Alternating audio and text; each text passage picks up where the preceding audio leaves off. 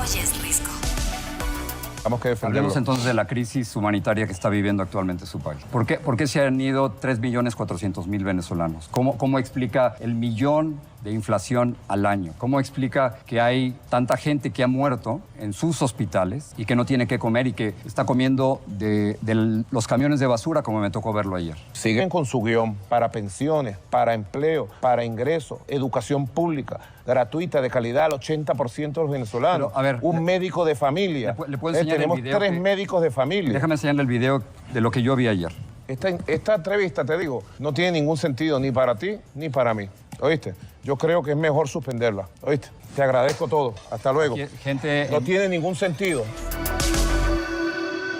Bueno, y vaya semana, vaya 7 días que ha vivido el mundo, Venezuela, Estados Unidos, la región entera, después de esta extracción de Nicolás Maduro de Caracas en una operación de la cual todavía, insisto, no nos hemos recuperado, por lo menos digerido, lo que ha pasado en el mundo en los últimos 7 días. Y le agradezco profundamente, para mí es un privilegio siempre poder platicar con él, que está en la línea el periodista Jorge Ramos. Querido Jorge, gracias por atender esta llamada. ¿Cómo estás? ¿Qué tal, Javier? Gracias por invitarme. Pues a ver, Jorge, durante tantos años has sido testigo en primera línea de lo que ha sucedido en Estados Unidos con la comunidad migrante, lo que ha sucedido en México, por supuesto, pero también de lo que ha sucedido en Latinoamérica, particularmente en Venezuela. Primero, ¿cómo describir estos últimos 7 días, Jorge? Tú sabes, el otro día estaba hablando con mi hija y decía, ¿qué año? Y apenas llevamos 8 o 9 días del 2026. Muy duro. Yo creo que el 3 de enero va a ser recordado precisamente por esa operación militar de los Estados Unidos que todavía se sigue discutiendo mucho aquí en Estados Unidos y en todo el continente americano. Es algo realmente impensable. Estamos en una nueva era.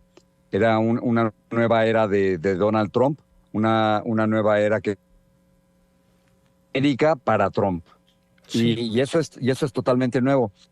Algo que me parece muy, muy importante es que creo que se puede rechazar tanto a Nicolás Maduro como a Donald Trump. Nicolás Maduro fue un brutal dictador, responsable de miles de muertes, de prisioneros políticos.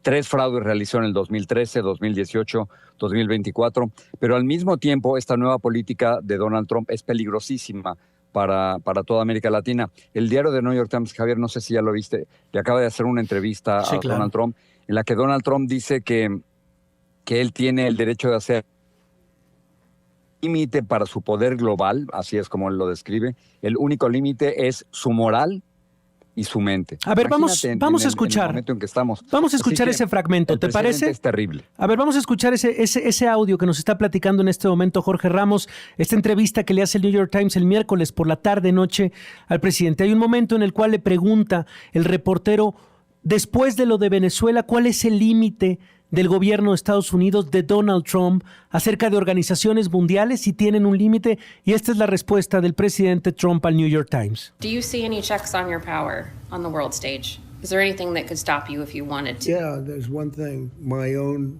morality, my own mind. It's the only thing that can stop, and that's very good.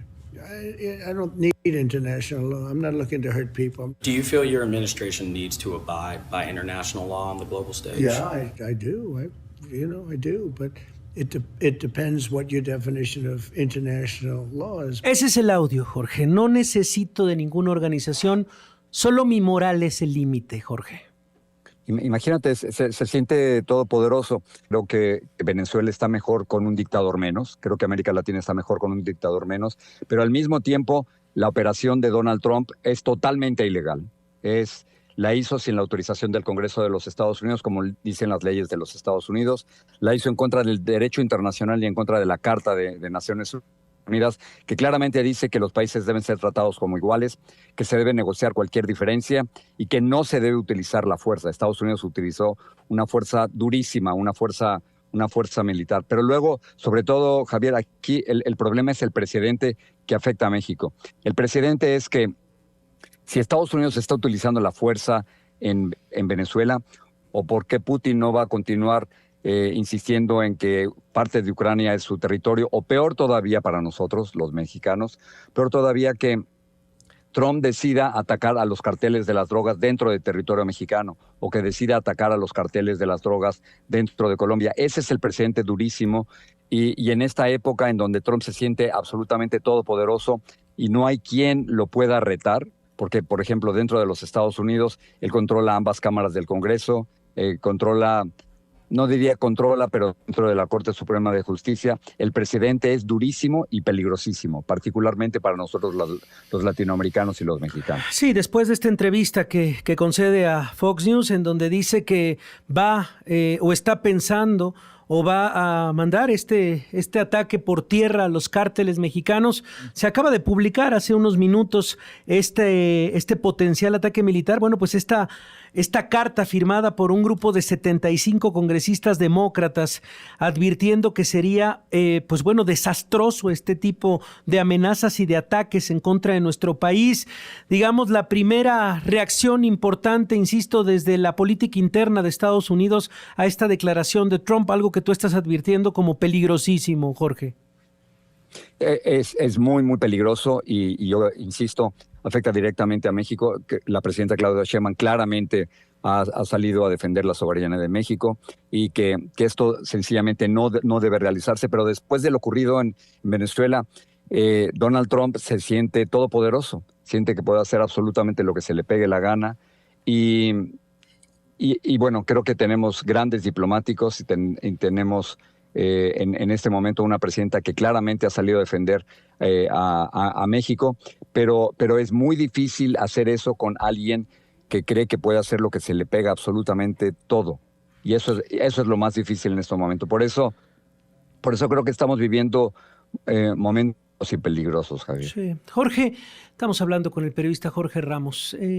Recuérdanos, Jorge, porque recordamos todos esta entrevista de la cual, bueno, pues preguntaste y cuestionaste de manera, pues con este rigor periodístico que te caracteriza a Nicolás Maduro, en el cual simplemente él se levanta después de los cuestionamientos, pero no lo recuerdo. ¿Tuviste oportunidad de entrevistarlo en más ocasiones? ¿Fue la única ocasión del frente a frente con Nicolás Maduro, Jorge?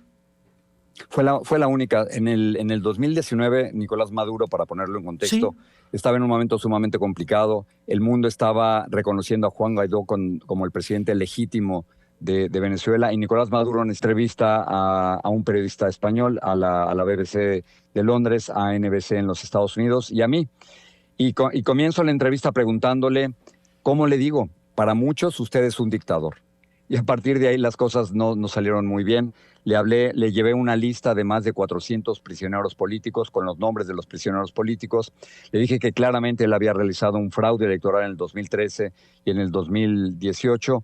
Y luego, finalmente, lo que rompió la entrevista, Javier, fue que le mostré unos videos de unos jóvenes comiendo de un camión de basura. Sí, es cierto. Esto ocurre en México, pero en un país como Venezuela, donde ellos aseguraban que eso no ocurría, y donde desde su punto de vista habían mejorado la calidad de vida de los venezolanos, eso era una afrenta para el presidente. Y se paró con su mano muy grande, él es mucho más alto que yo, mide 1,91, trató de evitar que yo mostrara ese video a las cámaras, y luego Jorge Rodríguez, quien es el actual presidente de la Asamblea, se paró, levantó un dedo y dijo, nosotros no autorizamos esta entrevista, y entonces ordenó confiscar nuestras cámaras donde estaba la entrevista y nos mandaron a arrestar.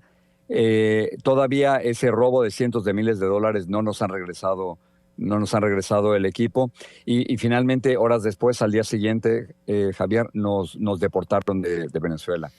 Luego, no me tardo mucho contando la historia. No, adelante. Luego, dentro del equipo de Nicolás Maduro, dentro del gobierno, alguien recuperó la entrevista, no la que habíamos hecho nosotros, sino la que había copiado simultáneamente el gobierno de Venezuela, y finalmente pudimos publicar la entrevista. Pero eso es lo que ocurrió en Venezuela y desde entonces, por supuesto, no he podido regresar. Sí, y es un poco eso, lo acabas de mencionar, algo clave, que es los que todavía permanecen, los que rodeaban a Nicolás Maduro, pues permanecen al menos en este régimen, y es lo que ha causado desconcierto, es lo que 7 días después todavía el pueblo venezolano, a pesar de que ayer hubo una liberación de un número de verdad que ni siquiera podemos decir representativo de personas que eran presos políticos, porque por lo menos hay organizaciones que ponen esta cifra en más de 1,200 personas detenidas en diferentes centros en Venezuela. Permanece el régimen, el dónde va a estar y qué va a pasar, Jorge. Me interesa saber esa reflexión rápidamente, tenemos que ir a una pausa, pero regresamos rápidamente a hablar con el periodista Jorge Ramos. Pausa y regresamos. Regresamos con esta plática con Jorge Ramos. Bueno, Jorge, te hacía esta pregunta de los que permanecen todavía en Venezuela. Sé de tus fuentes, sé que tienes comunicación con muchísimos periodistas, con los que quedan activistas en Venezuela. ¿Qué te dicen de lo que pasa en Caracas? Mira, el contraste es enorme. Hace unos días, aquí en Miami, miles de venezolanos salieron a celebrar la caída del dictador. Eso ocurrió en Madrid también, en Santiago, en Bogotá, en muchas ciudades del mundo donde está el exilio cubano, el exilio venezolano. Estamos hablando de más de 8 millones de personas que han salido de Venezuela. Pero lo que estamos viendo, Javier, es que hubo un cambio de dictador, más no hubo un cambio de régimen. El plan B de los Estados Unidos no se había dado a conocer, pero apenas ayer Marco Rubio, el secretario de Estado, salió a tratar de explicar cuál era el plan. Decía, el primer plan es estabilización de la elección en Irak en el 2003, donde era un caos, donde el ejército desapareció, la policía desapareció, todos los funcionarios públicos de educación y de salud, de todos tipos, desaparecieron. Y entonces un caos, había incendios, había saqueos, nadie estaba en absoluto control. Entonces, Marco Rubio explicaba que el plan de los Estados Unidos está en 3 partes. La primera, la estabilización. Segunda, la recuperación de ciertas garantías. Y tercero, la democratización. Esto va a tomar meses, asegura el secretario de Estado Marco Rubio, pero ciertamente los venezolanos en Venezuela en estos momentos siguen sufriendo la dictadura, y mientras esté en el poder Delcy Rodríguez, quien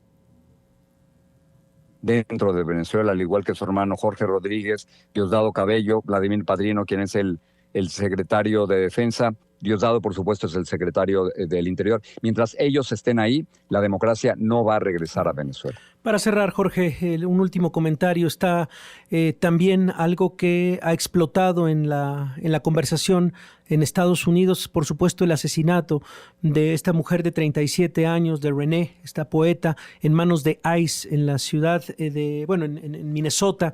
¿Crees que esto vaya a crecer? Recordemos que este asesinato se da a 1,5 kilómetros de donde asesinaron en 2020 a George Floyd. Ha sido también un golpe muy fuerte también en la opinión pública en Estados Unidos. Esa es la gran noticia aquí en Estados Unidos. Y la pregunta es si esta violencia se va a normalizar, si se le van a permitir a agentes federales enviados por el gobierno del presidente Donald Trump empezar a matar no solo a inmigrantes, sino a ciudadanos de los Estados Unidos. Esa es la gran interrogante y de nuevo, para cerrarlo todo, al que está tratando de llegar Donald Trump. Este hombre que dice que solo su moral y su mente son sus límites. Jorge, siempre es un privilegio platicar contigo. Te agradezco enormemente esta reflexión. Te mando un abrazo grande. Gracias, Javier. Hasta luego. Un abrazo. Es Jorge Ramos, periodista. No necesita más presentación, por supuesto. Y gracias. Bueno, pues una voz. Hasta luego. Vamos a